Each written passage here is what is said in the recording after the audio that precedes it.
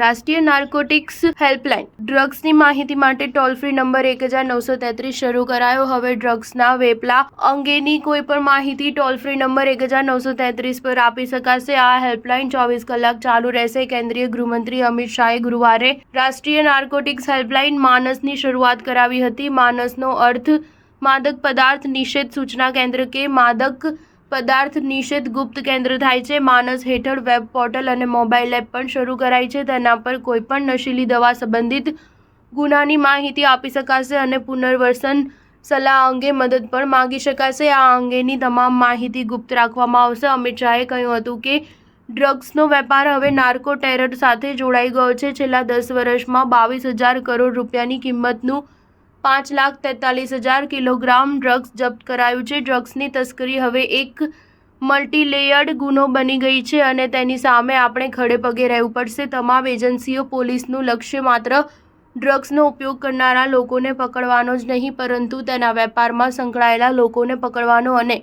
આખા નેટવર્કને ધ્વસ્ત કરવાનું હોવું જોઈએ। સ્ટાર ન્યૂઝ 7 હંમેશા સચ્ચાઈની સાથે।